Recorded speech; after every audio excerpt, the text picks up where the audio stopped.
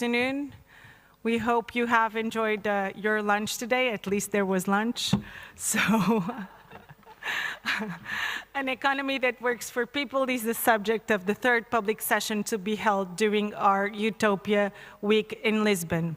The European Union's unique social market economy allows economies to grow and to reduce poverty and inequality. Small and medium enterprises are the backbone of the European Union's economy. It's essential to strengthen them, complete the capital markets union, and deepen the economic and monetary union. With Europe on a stable footing, the economy can fully respond to the needs of the European Union citizens, and this is one of the European Commission's 6 priorities for 2019 to 2024. To address these topics, we have Professor Pedro Brinca, an associate professor at Nova SBE, who has been involved in executive education programs and consulting projects at Economics for Policy. Nova Fine. Okay, something went wrong here. He's also collaborating with the Fundação Francisco Manuel dos Santos, a think tank in Portugal, and this is today's Utopia public contribution for a better Europe. Please welcome Pedro Brinca.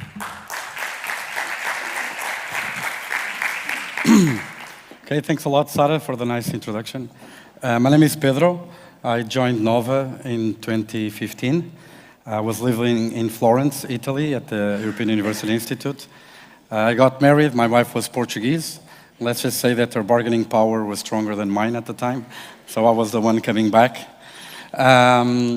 So I would need the slides, if that's possible. So what I prepared for today, there was also a little bit of a miscommunication in terms of the language. I will speak in English, but there's a lot of Portuguese in the slides. Not just Portuguese, but mostly it's Portuguese. But I mean, most of what I'm going to show you are essentially plots and images, so I don't think that's going to be an issue. If there's something that you want to know, please ask, okay? Now, this whole session is about you, right? I mean, I know what's in the slides, I made them, so feel free to ask questions and to make it about you, because it is about you, okay? So, this being said, I thought about talking about 2 topics that give kind of context to the times that we are living, and I'm going to tie them here and there with some of the challenges that Sara introduced just a while ago, namely, or mostly, inequality in terms of the impacts that some of these events have produced. Okay, so let's start the war in Ukraine. I'm not a political scientist, so I'm not scientifically competent to give you a proper and adequate timeline for everything that has influenced the escalate to the war. But, as an interested person on these kind of topics and the impact that they have in today's society, I set up a short timeline in the last 10 years of what has been happening. So if you go back to February 2013, President Yanukovych rejected public demonstrations and for stronger integration with the West, okay? And that led to a lot of protests. There was like very strong movement of police repression. Things didn't go well. A lot of social unrest. And it was not, by chance that later in the year, President Yanukovych was no longer President Yanukovych, and he had to escape Ukraine, not to be, in danger. It was seen as pro-Russian, and the immediate answer for Ukraine kind of turning to the West was, you guessed it, the invasion of Crimea on behalf of Russia, after some local referendum that was heavily contested by international organizations. That gave them the motive shortly after all of these events to invade Crimea. Now, following that, a lot of independent movements start to rise in the Donbass region, namely Donetsk and Luhansk, with similar referenda, not recognized by the international community, but still a strong kind of movement for succession from Georgia to Russia. Now, what happened was that, as it always happens in these kind of conflicts, it's a proxy war, right? And, Russia starts supplying these independentist movements with weapons. most of them had no military training. We're talking about militias. And one day they saw an airplane going through their airspace. They probably thought that it was the Ukrainian armed forces. And yeah, that didn't end up well. And over 200 people died after a commercial air flight from the Netherlands heading to Malaysia was shot down by these militias. Okay? So this kind of put it in international center of attention. And following this, we had the Minsk agreements, where the international community, namely European Union, France, you see Merkel, together with the Russian and the new leadership in Ukraine, trying to reach an agreement to end hostilities. But of course, even if in the paper there was kind of an ambitious agenda of kind of de-escalation, the escalation didn't really happen. And what I'm showing you here, not in the same year, is a picture taken from one of the Ukrainian cities after they were the target of a cybernetic attack to shut down power plants. I mean, I've never been to Ukraine, but Ukraine in December with no heating probably is not the nicest place to be. So, yeah, that was kind of hardcore. Now, in response, NATO, or I shouldn't say in response, but following that, NATO started mobilizing troops for the Baltic countries and also for Poland. Baltic countries were especially important, and the reason is it's much harder, or as am I told, right? I'm no military kind of expert, but as I'm told, it's much harder to liberate a region than to defend it, okay? And, from the border of Russia to the capital of the Baltic states is like 2 hours. So you had to have preemptive strength, military strength on the ground to make sure that, to preempt some sort of idea of mobilization into these countries. Ukraine starts doing military exercises together with NATO in October 2018, and the UK, well, UK is part of NATO, and Russia starts mobilizing troops to the border of Ukraine, and shortly after, we get to February 2022, and we see tanks from Russia invading separatist regions, and 1 week later, they were on their way to Russia, okay? So this is just a short timeline of some main events in the last 10 years that kind of put a little bit of perspective into the dynamics of what happened. Here you have just a short summary of all of this. The fact is, we're talking about a conflict that has created more than 100,000 victims ever since 2014, and more than 8.2 million refugees just from February. Okay? If you think that Ukraine has 40 million people, or had 40 million inhabitants before the conflict, we're talking about almost 25% of the population escaping the country. And in terms of aid, the US alone, in terms of military aid, about $78 billion in aid since 2014, most of it since February 2022. Now, thinking about the role of Europe and how it balances with Russia, I mean, Russia is the largest country in the world from a geographic perspective, right? It's about 4 times the size of the European Union. But GDP-wise, or population-wise, they are much smaller, okay? About 3 times smaller, and they have strong demographic issues. They're aging really fast. And economically speaking, we're talking about 1/10 of the EU economy, okay? 1/10. So this is the idea. I mean, if you have 2 nuclear powers fighting against each other, right? Russia can blow the world 20 times. NATO can blow the world 50 times. I mean, you only need to blow up the world once, right? So it's a stalemate. The conventional war is not on the table. It's not an option, right? So I think this calls for alternative approaches, and I think the economic approach and the sanctions, though imperfect as they may be, take the conflict to an arena where there is no stalemate, where Europe is in a much better advantage, okay? So that's my perspective, at least. And you can see this. The GDP of the European Union is 10 times GDP of Russia. But not just that.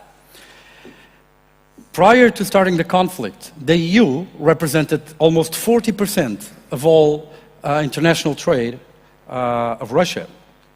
Russia represented around less than 5% of our international trade.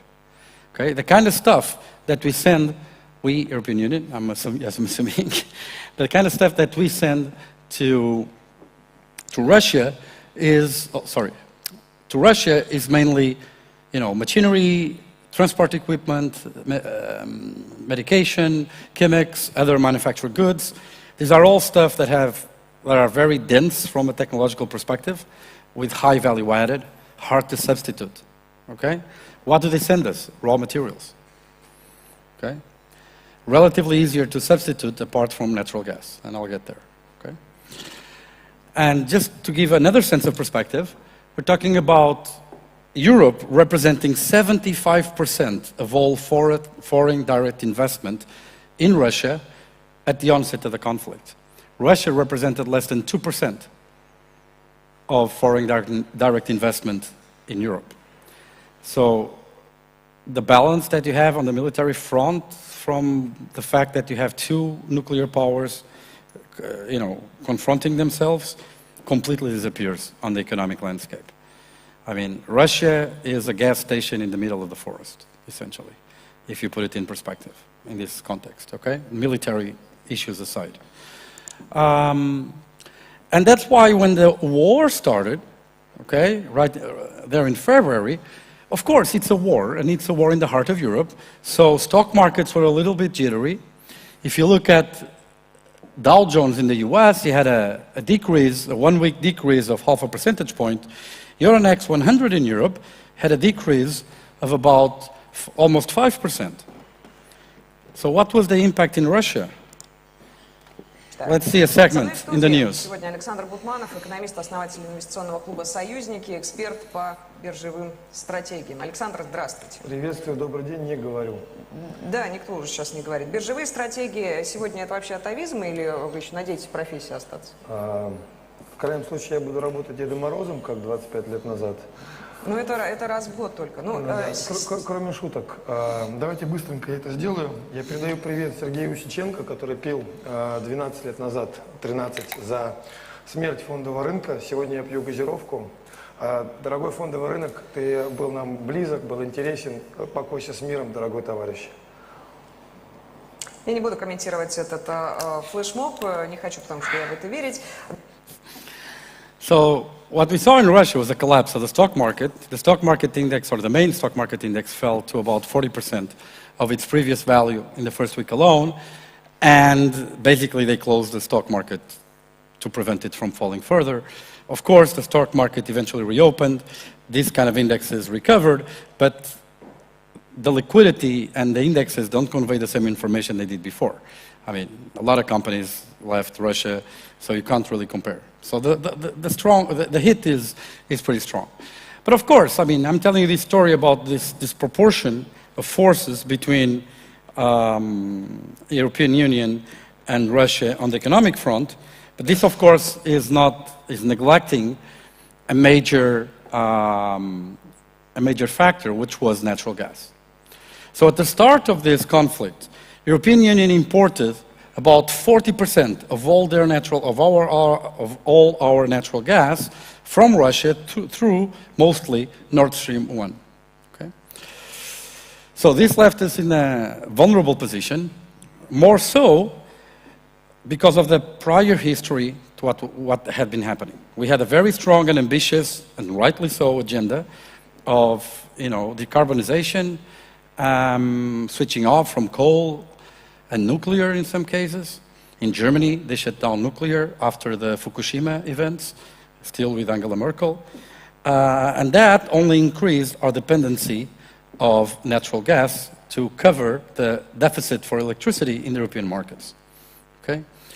So when we say, oh, the war kind of spiked the prices of energy. Well, yeah, it accelerated, but it has been on the rise. It had been on the rise since February 2021, okay? So it had been on the rise from before. And people say, oh, inflation started with the war. Well, not really true. In January, in Portugal, for example, we already had 3.3% inflation, just 0.7 below what it is this month, okay? So, and in February, just before the war, right, because the National Statistics Office collects data up to 16th of February for the inflation of February, and the war only started on February 22nd or 23rd, inflation was already 4.4%, above what it is now in Portugal. So, yeah, energy was a major factor, and the war in Ukraine and the fact that Putin started using energy as a strategic weapon in this proxy war kind of put everyone on alert. Okay? So these are the physical flows of natural gas through Nord Stream, and all of a sudden, after June, when it became obvious how much support, including military, Ukraine was getting from the West, all of a sudden some technical problems start appearing on Nord Stream, right? So, and it started flowing gas to Europe. And, you know, international markets in natural gas became so fragile and so unstable that one single explosion in a producing facility in Texas, just that, one facility in Texas got a problem and they got like an explosion. That was that was enough to increase natural gas in all of Europe by 20%, okay? Just for a short period. So, all of this, of course, hides a very heterogeneous reality. Some countries like Portugal had a very small exposure to Russian gas, maybe about 3%, 2%, and it was mainly indirect exposure. And some countries like Hungary have a 95% dependence of Russian gas. 95% of their gas came from Russia. European average was 40%, but Germany, for example, depended 55% of all their gas imports from Russia. So this was a big deal, okay? This was a big deal at the time. And it was such a big deal that everyone was panicking about rationing energy, about the winters that, you know, when the winter came, what we were going to do. We're talking about, you know, again, energy rationing, industry shutdown, because if you're going to shut down energy consumption, you'll do it in the industry. You won't do it for households, otherwise you have a revolution. And so everyone was kind of panicking by May, June, and into the summer. But what you observed, and I don't think in the media people talk about this enough. I guess bad news are always more salient than good news. But something spectacular happened in Europe in this last year. And this something spectacular that I'm talking about is the fact that Europe was able to diversify not just the origin of the energy that was using. So we diversified oil imports away from Russia. That was easy. I mean, you know, the kind of distribution channels through which we get oil were there, and there were alternatives. But natural gas, not so much, right? But still, we were able to do it. And what you see here in the plot, in the light blue, are the imports of liquefied natural gas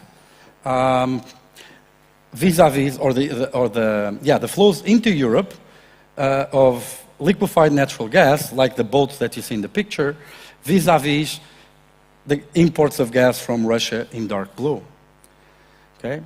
Just for you to have an idea of the capacity of economies to adapt, Germany, in February, depended, as I said, 55% of all their imports of natural gas from Russia.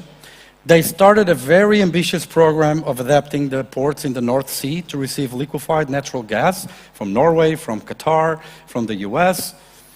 And by May, they imported from Russia, even before the Nord Stream pipeline started having technical problems, they were dependent on Russian gas by less than 30%, just in a couple of months, okay? So that was how strongly we were able to deal with this challenge. Now, in May, amidst all the panic of we're going to have to ration energy in the winter, the European Parliament passed a legislation that obliged all countries with capacity for holding reserves of natural gas to fill them up to 80% by November 1st. And everyone on the newspaper said, that's impossible. That's not going to happen. Nord Stream just closed. We reached that limit by August 18th. And by October 18th, we had all our reserves filled by 92% across the European Union. Okay? So much so that in yellow you have the average level of natural gas reserves in Europe, and with a confidence interval from observations between 2017 and 2021. It's strongly seasonal. And why is that? Because in the winter, everyone uses energy for heating.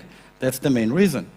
The fact is, 2023, first winter without Nord Stream pumping gas into Europe, and we are way above the average of gas storage from previous years. So much so that natural gas prices now are below what they were before the war. Very so much so that, you know, just 3 months ago, you had dozens of boats full with natural gas in Europe just queuing to unload natural gas, and nobody knew what to do with it. Never underestimate an economy's power to adapt, okay? It's very easy to be an analyst and say, okay, you know, we have, you know, I don't know, natural gas from Ukraine is 55% of energy, in, 40% of energy in Europe.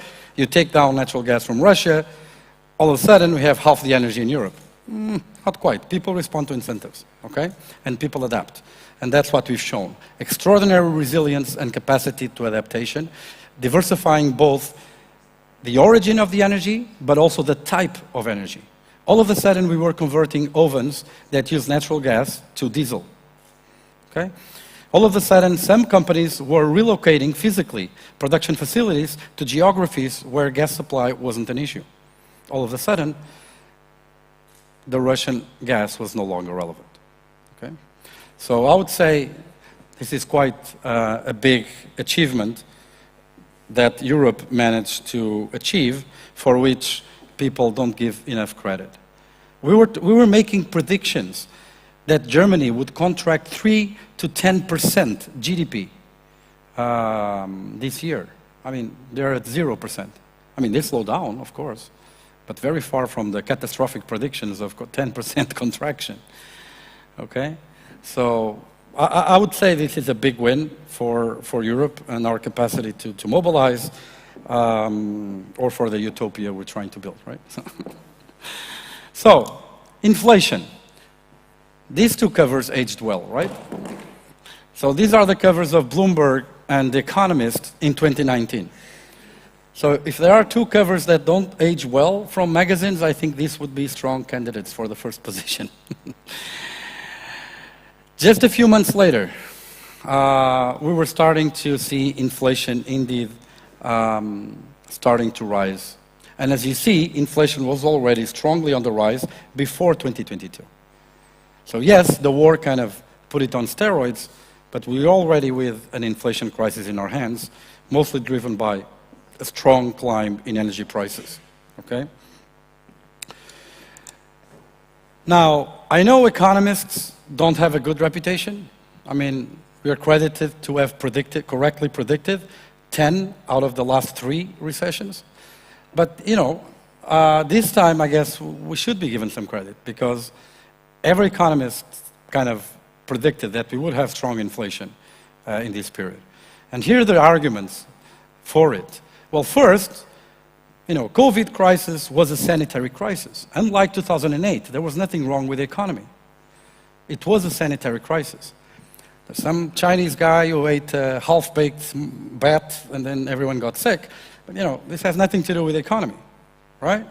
So once the sanitary part of the economy is controlled, or sanitary dimension is controlled, and if we had the policies in place to prevent the massive destruction of companies and jobs, which we did, maybe we even overdid it, and maybe that's part of the story for why we have strong inflation, then you should expect a very strong recovery, okay? Especially in terms of purchasing power or willingness to spend, especially after, having stayed 1 or 2 years locked in your place. All of a sudden, the gates open, everyone wants to go outside and spend their money. But guess what? Supply chains are still kind of recovering, and there's not enough production of goods for everyone. So what happened to prices? They go up, okay? So we've kind of been alerting to that for a while. But also, as I said, maybe the support given to the economy was too much. I mean, I was on the record. I tend to comment on economic events a little bit in the media. And I'm on record in 2020 criticizing the Portuguese government for not doing enough to help the economy. And boy, was I wrong. Portugal was indeed one of the countries that spent the least supporting the economy. That was true. But maybe it was the right one, at least on average, okay? And that will lead to the talk about economy working for everyone on the last part of the lecture, or the talk. But on average, Portugal spent around 2.5% of GDP with direct aid to the economy. Germany spent close to 10%. US, 12%. Okay? Germany, France, 6%. We were by far some of the, amongst the countries who spent the least supporting the economy. And I was there, front row, criticizing the government for doing so. But guess what? They were right. Okay? My feeling today is that the aid to the economy was too much. Now, if this crisis had happened in 2008, it would have been a very different story. I don't think that would be the institutional activism, the jumping to the front line with all the policy guns blazing to intervene in the economy. Because in 2008, just prior to the Great Recession, there wasn't this institutional feeling that, public institutions could intervene in the economy in such an efficient or such a drastic way. But guess what? After 2008, a lot of the policies and a lot of the strong interventions, government interventions, and central banks' interventions were deemed as very successful in bringing the economy from the rubble. 2011, sovereign debt crisis. How did it all end? Mario Draghi saying we will do whatever it takes to save the euro. That alone, without any specific intervention, he was talking about OMTs, which is this financial mechanism that institutions now have. It was created shortly after to support any European country in difficulties in terms of the budget. It was never used until today. But just Mario Draghi coming and saying, we will do whatever it takes, and creating the OMTs, just for the fact that they existed, even though they were never used, that alone ended the sovereign debt crisis. All the crazy premia on sovereign debt disappeared, okay? So there was a strong feeling that, institutions can do a lot to promote welfare and to cushion all these big shocks in the economy. And maybe we had the crisis of overconfidence during COVID. I mean, it is true, big victory, no job destruction, no business destruction, at least not relevant for a crisis of this size. It's good to remind that in August, or in the second quarter of 2020, Portuguese economy alone contracted at a rate of 16%. I mean, largest single quarter drop in the history of the country, or at least the recorded history of the country. But yeah, we were able to avoid that. But maybe we went too far with all the support and all the aid. So all of this predicted that we would have an inflation crisis. What we did not predict was how big it would be. So what you see in this plot, in the bars, or in the bubbles, are inflation predictions from economists on December 2021. And what you see in the bars is what actually happened. Huge difference. Of course, this is war in Ukraine. Now, yes, right? That's the big difference that nobody knew in December 2021, and that happened in 2022, but, it doesn't explain Costa Rica. I don't think Costa Rica is very worried about Ukraine. So, there was a huge underestimation on behalf of economists of the impact of inflation. Okay? So much so that the Daily Mirror, more worried typically with Prince Andrew's misadventures, was more interested in making the front cover about inflation than the royal family. Okay? So that's how big it became. So now there's a big discussion, big policy debate of whether this is more about supply side or demand side, and it's very politicized, this debate, right?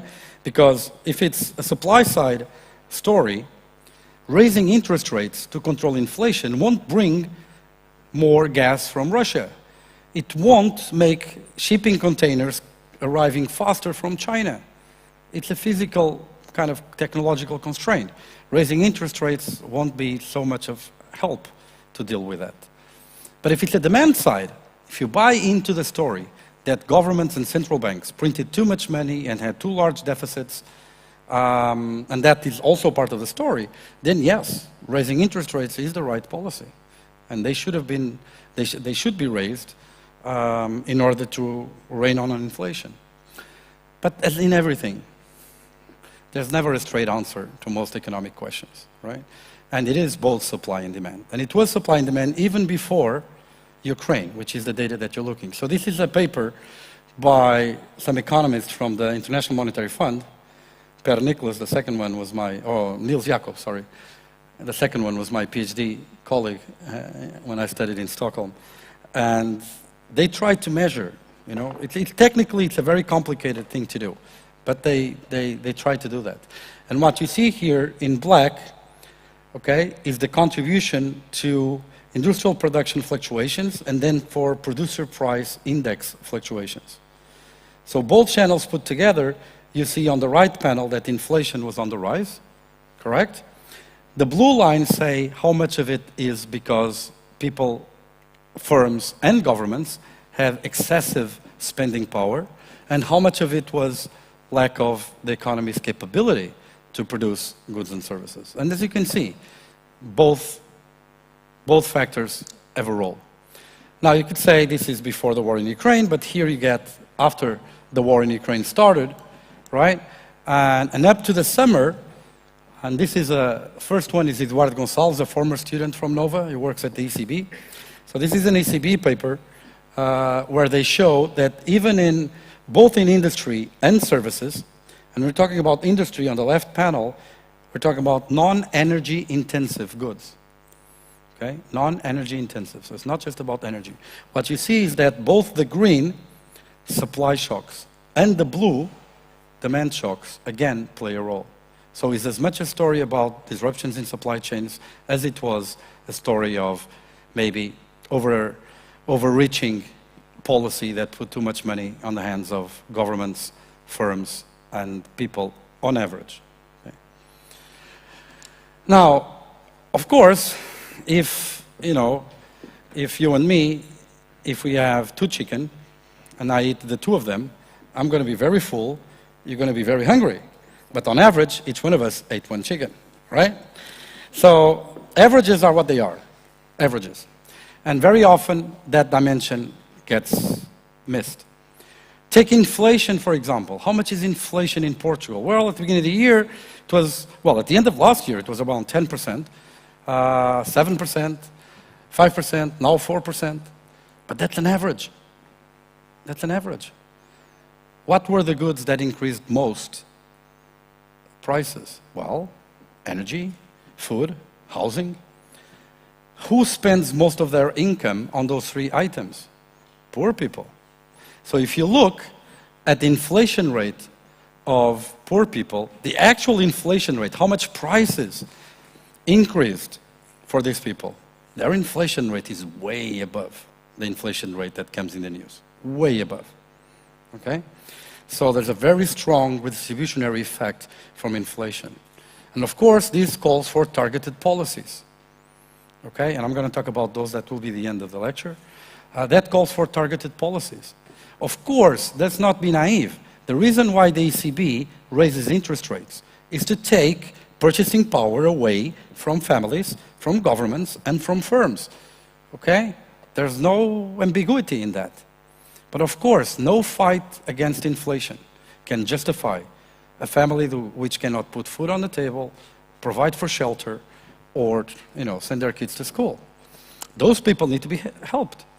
It hurts the fight against inflation, yes, but as a society we have a social pact that we don't accept that those things can happen, and we should, well, it's a political statement, but in my view, we should collect taxes and help those people, okay? The problem is that when we don't do that, but I'll get to that. So as you can see here, food, bread and cereals, and meat, they're all much more predominant, more important, have a much higher weight in the budget of households with little income, to the left, as compared to households with more income. And if you think that's obvious for food, take water, take electricity, same pattern. This is, by the way, a paper also from colleagues of mine here from Nova. That's Susana Peralta. She appears a lot on TV commenting all these things. And two former PhD students from Nova, they graduated, I think, already. Mariana, I'm not sure, but Bruno graduated already too. And look at shelter, housing. So for the top 20% of households, what they spent with housing is less than 5% of their income on average. But if you look at the 20% poorest, it's way over 20%. Again, one of the items where prices increase the most. So you can see here how different the impact is and how dangerous, just looking at the average can be, right? So after all these great predictions that I share with you from economists, if you're still interested in to know what we think is going to happen, here's the last nail in the coffin. So what you see here in black are inflation that was observed both in the US and in Europe. And in the light blue lines are the predictions at each point in time of the European Central Bank, which, by the way, is the entity responsible for controlling these things, and the Federal Reserve Board in the US. Okay? So at each point in time, ECB kept expecting inflation to go up, and guess what? It never did. So of course you should ask yourselves, why should we believe the ECB? I mean, they doesn't seem to be able to get anything right? So predicting inflation has been quite complicated. And I could spend hours talking about the methodological issues that are connected to the way that these people do these kind of forecasts. But I'll save you from that. What I'm going to tell you is more of a structural analysis to what I think is going to happen. So one of the reasons why we had such large inflation was that during COVID, we had some of the largest deficits in the history of many countries. And most of this money, right, most of these bonds that government had to print in order to be able to sustain, the big deficits were purchased by yours truly, the European Central Bank. Okay, effectively monetizing the debt and throwing billions and billions and billions at the economy. Okay? Now you could ask, we also did that in the Great Recession. Why didn't we have an inflation crisis? Well, remember, in 2008, 2011, what we had was a financial crisis. A big part of the problem was that most banks were undercapitalized. Their balance sheets were too fragile. So what did we do? We increased strongly the macroprudential requirements, the requirements that banks had to comply in terms of liquidity, in terms of cash, in terms of high-quality assets. Long story short, we printed a lot of money too, yes, but it did not end in Main Street. It ended in Wall Street in the bank's balance sheets. No pressure on prices. Nobody was using that money to buy cars, to buy energy, to buy whatever. It was there in the balance sheets. I mean, we still see it today, right? I mean, Portuguese banks, Caixa Geral de Depósitos, the biggest bank in Portugal, 80 million in deposits only 39 million or 47 million in credit. They're swimming in cash. That's why they don't raise the interest rates on deposits, right? So, but that ended in July. No more money for governments. So ECB stopped purchasing of new sovereign debt from July last year. So that was a big factor. That kind of went away. Government deficits start to narrow and converging to very small values. Interest rates start rising a lot all over the world. And this has obviously two effects. Money is much more expensive, which means if I want to borrow to buy something, now I think twice, right? And second, we are rewarding people more strongly if they put savings in the financial system. So those two channels make, or at least in theory, makes us expect that inflation is going to go down. Okay, so there's hope. That's the message. And if you look at commodity prices, right, everything is kind of crashing. Wheat, right, 25% of it came from Ukraine and Russia prior to the war. 25% of the world supply of wheat came from these two markets. What we have, prices are already at pre-war levels. What about natural gas? Our baby star of the day. Again, below pre-war prices. Oil, also at, average levels. Coal, again, big hike, coming down very fast. Remember, this is not inflation. This is the price level. So what you see to the right of each peak is deflation. It's prices going down. Okay? It's not prices slowing down. It's prices going down, effectively. Here you have ammonium, which is a strong component to make fertilizers for agricultural use. Here we have cement, a bit on the rise because of China and the heating up of China again and huge investment in construction. Cement has been a bit more unstable. If we look at German electricity, remember they were supposed to be rationing. Where's the rationing? Nowhere. I mean, you have electricity below pre-war levels. What about iron? Again, there was a peak in 2022, again, below. Disruption of supply chains. So the graph in the middle, you have the time that shipping containers took through the East Pacific route, or the Trans-Pacific eastbound route, and the Far East westbound route. Yes, we have a peak with the pandemic. It took a lot of time for shipping containers to arrive. There were no shipping containers, by the way. The plot immediate to the right gives you the prices of those shipping containers. One shipping container in the middle of the pandemic cost as much as 25,000 euros just to rent it. Now it's below 4,000. I mean, supply chain disruptions are kind of on the go. We can't blame them much longer for inflation at all. In Germany, producer prices are going down. We're not talking about inflation that is lower. We're talking about deflation. We're talking about prices going down. And part of the story of inflation in Europe had to do a lot also with the fact that the euro was losing value against the dollar. And why was that? Well, part of the story was that the ECB started raising interest rates much later than the Fed. Now, you take your money where they give you more for it, so everyone taking money to the US because interest rates were higher, that leads to a fall of the euro. Why is that an issue? Because we import a lot of stuff. So everything that we import becomes more expensive, and we start having imported inflation, especially energy, okay? Like oil and others. But that kind of inverted, and the euro started gaining value again. So maybe that's also good news. And maybe we might have a new storm, well, not in Portugal, but in many other markets, which has to do with real estate, right? If you look at New Zealand, in green is how much prices went up. In orange, how much prices went down after the peak, and in red, the predictions until the summer of this year. Okay? That's Germany, that's Canada, Australia, Germany, United States, and Britain. Okay?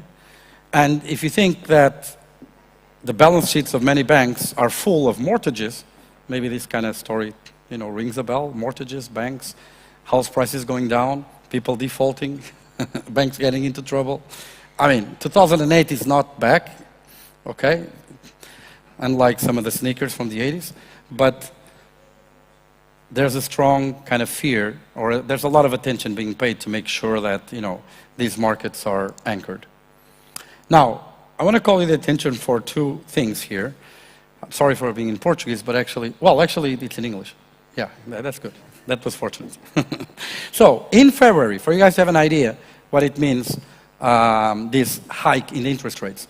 One family that could put 900 euros on the side to buy a house, with Euribor at 6 months plus 1% spread, they would pay an interest rate of 0.5%. They would buy a house of 300,000 euros and pay a mortgage of 900 euros. Fast forward 1 year, that mortgage payment went from 900 to 1,471. Now it's above 1,550. Okay? That's how much in trouble a lot of these people got into. Right? Especially people who borrowed money to buy houses at the end of the decade, beginning of the new decade, because that's when they have the most capital still to be paid, less margin to extend the mortgage and lower the monthly payment, right? And that's when they feel the strongest the impact of interest rates. But here's another thing, and this is what's getting everyone concerned. Same slide, by the way. The family that 1 year ago had 900 euros on the side could buy a 300,000 euro house. The same family who has still 900 euros on the side, what is the house that they can buy now? So it's a fall of 40% in purchasing power. Okay? And it's worse than this because this is only until February. Now it's maybe 50% fall. Okay? And guess what? Income didn't even stay the same. In real terms, people in 2022 lost purchasing power. Here I want to say people who work for a third party, who live from their wage.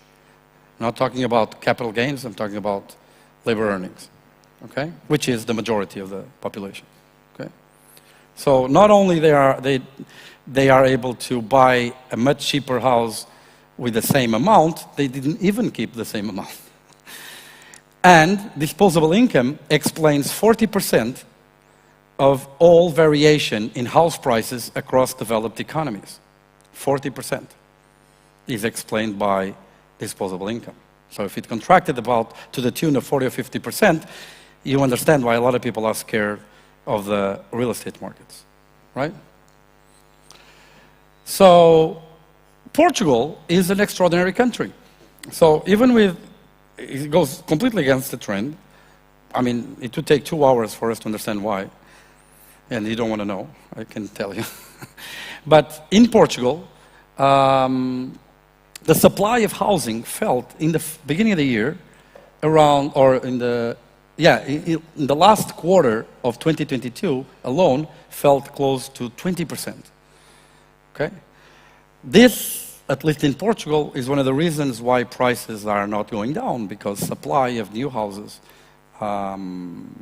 is falling, and it keeps falling. But that's not what's happening in most other countries, okay? Now, to end, there was this policy that the government, that the Prime Minister in December said it didn't make sense, that we should lower the taxes on food items, some food items, to 0%, from 6% to 0%, okay? This was a measure that the Prime Minister thought it was stupid in December. And this is the evolution of the price of basic food items from January to December 2022, 2023. So yeah, it is correct. Prices have been going up a lot, but they were falling since March. So in December, the government thought it was stupid. And then when they start falling, the government thought, well, maybe now it's a good time to, lower taxes on food items. Now, it is true that a lot of people start blaming the distribution sector, and in some cases, I think rightly so. But on average, most of the increase in prices of production goods came from the producer. Energy was much more expensive. Fertilizers were more, in some industries, fertilizers are like 90 or 70% of the total production cost. And rations and stuff like that. And that's very intensive in energy.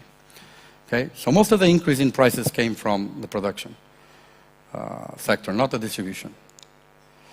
So here's the three parties signing the agreement. Gonçalo Xavier for the distribution sector, our Prime Minister, and Eduardo something, I can't remember his name, Costa, I think, from the agricultural producer sector. Now, the idea is to lower the sales tax on 44 categories of goods. Okay? And the idea was that, these are the 44 goods that the Department of Health thinks that are better for Portuguese. And what the productions and what the distributors and the producers agreed was to reflect the fall in the sales tax into the price. Okay? So that was the plan that they signed. Now, what I think it was, why did I agree with the Prime Minister in December that it was a stupid idea, and then I did not agree with the Prime Minister in March or April when he thought about this? Well, first, and this is more of a political standpoint, I think it's very paternalistic from the government to tell me what I should or should not eat, right? If you like sea bass, you're in luck because, sea bass got a drop of price, but if you like robalo, I don't know the word in English, I'm sorry, it's a very similar fish, sea bass, or dorada, so bream, right? Sea beam or something. Well, two fish, very similar. One has a tax reduction, the other doesn't. If you like melon, great for you because now you pay 6% less, or better put, if you like watermelon, great for you because now you pay 6% less, but if you like melon, then you're unlucky because you don't get the tax reduction. Yeah. Anyway. So this leads to distortions in markets, in production, in all of these things, and this is very inefficient, not just to say that for me, from a political standpoint, I think it's kind of infantilizing. This measure costs to the public, to the budget, €500 million, 500 million euros that was used. Now, two things could have happened. The first is, it goes well. The policy has exactly the effect that it was intended to have. Okay? So that was the good outcome. If that happens, it's terrible. Why is it terrible? What the government is doing in an inflation crisis is what? Giving money to people. You don't fight an inflation crisis giving money to people. Okay? That's the complete opposite of what the ECB is trying to do, which is take money away from people. So that doesn't make any sense. But of course, you tell me, but Pedro, a lot of people are striving to keep food on the table. Yes. So those are the ones we should help. So we should take that $500 million and send it to the people who are actually in social deprivation. And if you had done that, if you had taken that €500 million and divided to the 3 million households in Portugal that are beneficiaries of the social tariff of electricity, or in one way or the other receive some sort of social support, instead of being able to save €8 per month, which is what this gave them, they would have gotten maybe €100 per month. This is a regressive measure. People who spend a lot of money, people who are wealthier, they saved a lot more from that $500 million, which is everyone's money, than the poor people. So if anything, it goes completely against what it should be done. So yes, I agree with the Prime Minister in December, this was stupid. Okay? But that if the measure goes well, because it might go wrong. And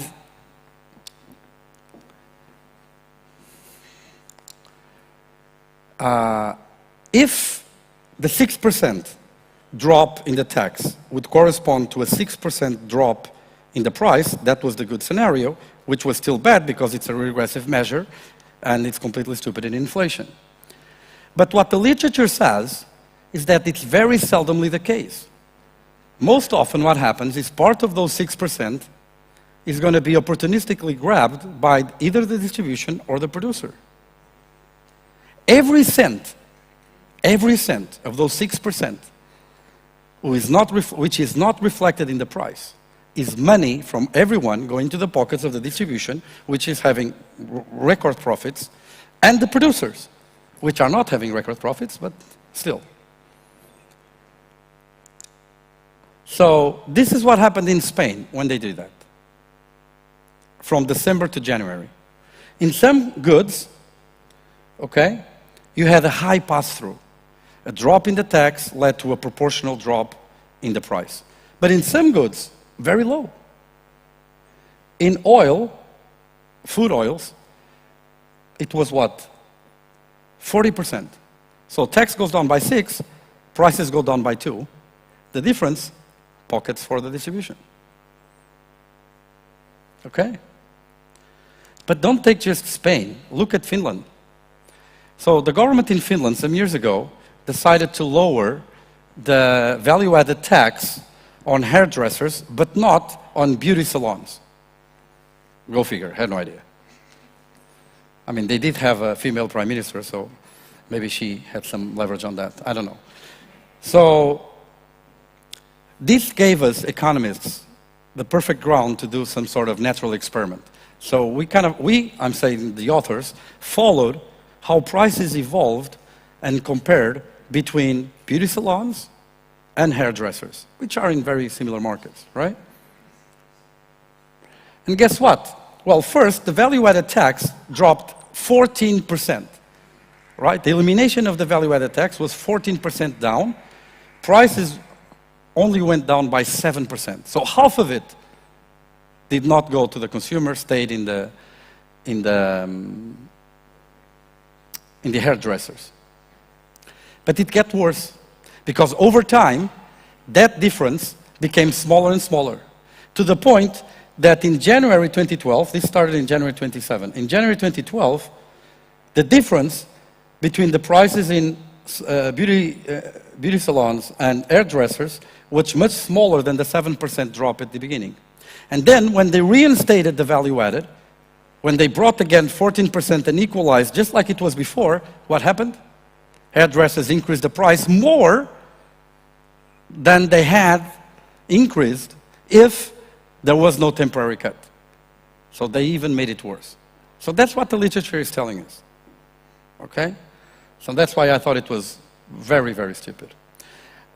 We need to be very smart in the way we spend money, public money.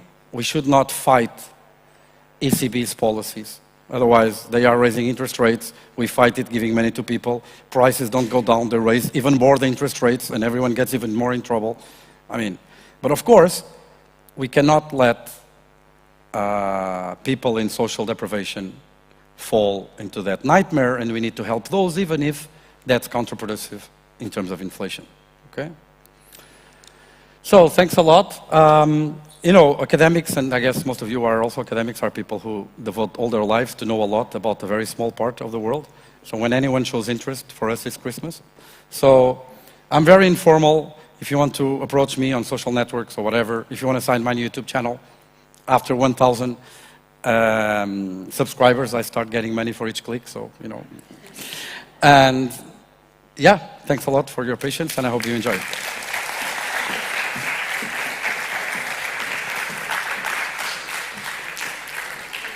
Thank you very much. Pedro Brinca is also a TV star in Portugal, so you might want to find him on CNN, or I don't know where you are right now, on many other topics. Thank you very much for being here with us. If you have any questions, we have the mics around, so please feel free. Yeah, sorry, I forgot about that. Again, Christmas? You're my former student, aren't you? Okay. Used to be my student, didn't? No, I don't study in Portugal. Oh, sorry. Then you're very similar to a former I'm student of a mine. NASEC student. It's the light, maybe. Yeah. Tell me. So my question is, aren't these changes in VAT regulated? What do you mean? Like, if the VAT is supposed to go down by, if there's a decrease of 14%, shouldn't there be a decrease in prices in 14%? And that By should law? be, yeah. No. No, in the case of the hairdressers, No. it's not regulated. I mean, prices are market prices. okay. I mean, if you're, let's say you're Pingdos, right? Just to put a bullet in our sponsors at NovSB. So, if you're Pingdos and you're selling rice, you stop charging 6% VAT to your client, but you can increase the price. There's no law against that. No, this is not North Korea. Yet. You're welcome. Any more questions from the audience? And just to answer on top of that, so here's the thing. When we analyze these things, we tend to look at the relative market power of whoever enters the transaction, right? The structure of distribution, especially, supermarkets in Portugal, is that we don't have that many competitors, and we have a lot of consumers. So, and we're talking about goods, food staples, or food items, which are very rigid from our perspective, right? If they change the price, the quantity that we stop purchasing is smaller than the proportional increase in the price. So they have more market power, so it was not hard to predict what could happen. Yes? Hello. You know me already, Arlette. I see the lights, I'm not sure. Arlette. Oh, Arlette, sorry, I'm completely blind by the lights. Okay, talking about Portugal's case and what we were talking about, decreasing the VAT or taxes, for 6% to 0% on the what we call essential food, which is not essential, some of them. But the theory is, and I think what will happen as a practice is, once this is over, this tax-free thing, is that we will have the prices that were before are increased. That would be consistent with what we saw with hairdressers and beauty salons. So, sorry, lack of a better word. The government knows these studies, the government knew about these situations in the countries, and still they did this. Do you have any explanation for this? Do you have any knowledge or understanding of why this theory could happen? But I cannot say it in public. I actually talked with the Secretary of State about this, and I can't tell you, at least not in public, what was the answer. But so basically, we know by example that it won't work, but we do it anyway. So we're dummies. Politics, baby. Okay. Yes, hi. So, Andrei Gubina, University of Ljubljana. Thank you for your really Beautiful interesting city. Been there. presentation. The question regarding the inflation. So, you've shown us how the prices of various commodities have gone up, gone down. You've shown us how the European Central Bank is projecting again and again, and then it's going down and it's projecting up again. I'm an electrical engineer, so but my understanding about inflation is that it's has a lot to do with people's perception of where it's going to go. So all those upward curves that were slightly blue on your slide and never materialized, and the one from 2019 that's going up in red, again, it's showing us the some expectations, because if we think the inflation is not going to go up, is not going to go up, even if we put all the money in there. Is this so? There could be various explanations regarding this. Yeah, thanks a lot. I mean, that's the expectations channel is something that is super important, and it's at the very heart of everyone's concerns. And well, first, this is data up to 2019. And, central banks have a problem, right? Which is credibility. So they cannot predict anything other than a convergence to the target inflation. Otherwise, what the hell are they doing, right? They can't do their job. So that's one part. So maybe I believe, I mean, I worked at ECB in the past. Maybe they don't really believe the inflation is going to be this one, but these are their statistical projections. But this is just me, you know, wondering. That's the first thing. The second thing is expectations are crucial. If people believe prices are going to go up, if firms believe energy costs, whatever, are going to go up, they're going to make their wage demands, they're going to make their prices for the year go up, anticipating what they think is going to happen.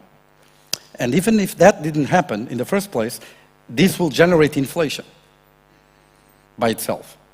So we need to make sure that inflation expectations are anchored to the target, just like ECB.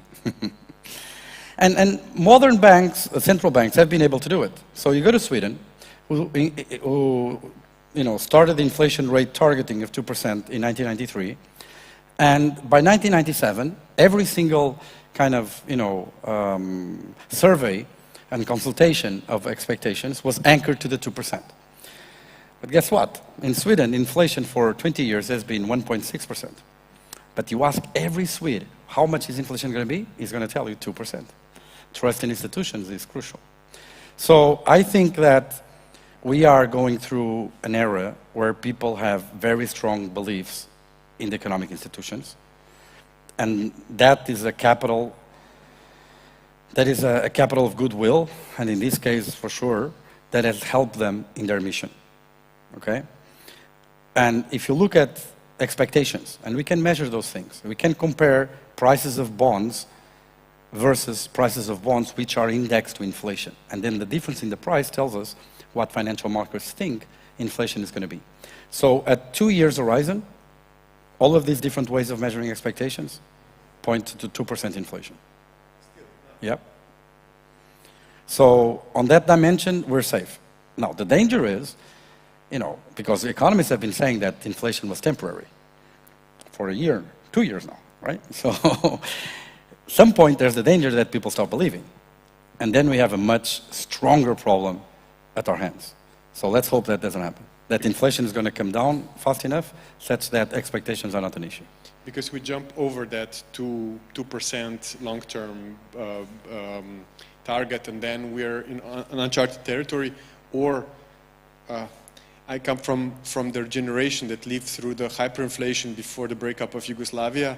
So yeah, this is where there was no trust in any of the... When I ask students in my second year macro course, do you know what is hyperinflation? How much do you think inflation rate gets to? Oh, 20%, 50%. And then I show them, you know, Germany in the between wars period of 28,000%. Or people effectively using money to light the stove because matches were more expensive than a 10,000 marks bill. So they can't understand how the social fabric of the economy quickly collapses in hyperinflation. And this is not a thing of the past. Go to Venezuela. Right? If you want to buy a package of diapers, you have to take like 2 bags full of bills. So, yeah. Yeah, but it's on a different topic, so it's a follow-up question. It's okay. Mine is on a different topic. Well, it's, my question is also about the inflation, actually. You pointed at a very antisocial effect of the inflation phenomenon. Yeah.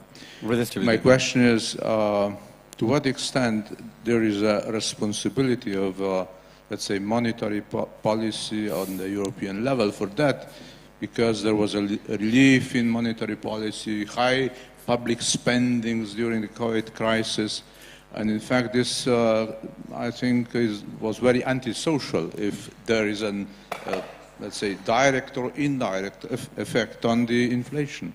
So 2 things about that. The first is, so central banks started their history with the responsibility of looking at price stability.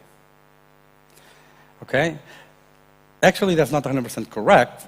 At the very origin, at the beginning of the century in the US, it was also for financial stability. But then it came the 80s, right? And you had like this huge inflation, well, huge for what we know, right? 20%, 15, 20% inflation, and following the stagflation of the 70s and the 80s. So price stability was the mantra, right? Price stability, price stability, price stability. And one of the big conquests was that central banks are independent from the political system, and because they were independent, they could do, like the Volcker in the US, they could actually do the policies that were needed without the political pressure to bring down inflation. That was seen as a big victory of the concept of independent central banks. Now, what we've seen since the 80s is people start asking, maybe, I don't know, this is my opinion, too many things from the central banks. So now not only they have to look after inequality, they have to look after climate change, they have to look after, racial inequality. I mean, that's, for me, I think that's very dangerous because they are not an elected authority. Those kind of decisions, especially redistribution decisions, should be left to the parliament and the people. They should not be taking decisions by technocrats, unelected technocrats. But, it is what it is. It's a fashion. I mean, if you're interested on that topic, I mean, it is in Portuguese, but you can go to my website. I just wrote an article in the newspaper maybe 4 months ago about this trend of asking too much from unelected institutions, namely the ECB. And I'm totally empathetic with the idea that maybe we are asking too much from central banks. The second thing I want to say very quickly is that right now, the biggest danger are the political pressures on the ECB. Because, I mean, we see it. We see governments all over Europe with populist measures spreading money. I mean, our prime minister put a check on the mail of 125 euros to 90% of the population to fight inflation. That's trying to put down a fire with gasoline. I mean, it's totally on the manuals of what you should not do. But, so, and then, of course, they come to TV saying that the ECB should not keep rising the interest rates. I mean, our president said that on national television. So we're going through times where there's a lot of political pressure on the ECB, and it's sure a test of the resilience of our institutions. Yes, I have a question on a different topic. It's more a curiosity. So, Rita Falcão from Nova. So I was wondering, because you gave an explanation about the war in Ukraine, based on political events. But I'm not a political scientist. Yeah, Remember I know. But I was thinking about the pandemic, because was it a coincidence? Because it was right after the pandemic. So I think the conflict in Ukraine, again, don't fly on the technology of what I'm about to say, because I'm not competent to talk about this. My question was about, was there a more economic cause or effect? I don't think it was an economic cause. I think it was an imperialistic kind of, old Soviet Union, old Russia, big Russia. They have an expression for... Well, mother is... No, it's another expression like the... Yeah, I don't know. It doesn't matter. What I think happened was that, way before the war, there was already a movement of Europe doing the decarbonization, and we needed more gas, not to raise prices in Europe of electricity. And we had talks with Russia to increase the supply of gas. And they could make more money with it. They didn't want to expand it. There was the talks about Nord Stream 2, but still, they were very kind of reticent in increasing supply of gas to Europe. And in my opinion, I think Putin saw Europe in a fragility position, especially because of I think he overstepped not only his military prowess of thinking that he could blitzkrieg Ukraine in 3 days, but also the kind of economic hurt that he could put into us. And to be honest, I mean, I'm no political scientist, once again, I think he kind of miscalculated. And if he could go back, I think he wouldn't have done what he did. Because now, I mean, he will supply India and China. If it wasn't for India or China, Russia would have collapsed probably by now. But he will export to Russia and India, to China and India. But it takes a lot of money. They don't pay as well as we do. And, there are other political issues with India and Russia and China. The pandemic... Maybe it exponentiated the hardships that were being taken in Europe, and Russia thought that, they could take advantage of that. I don't know. Again, that's a lot of political science that I don't feel competent to talk much about. Is that all? Okay, thanks a lot. Really nice meeting you.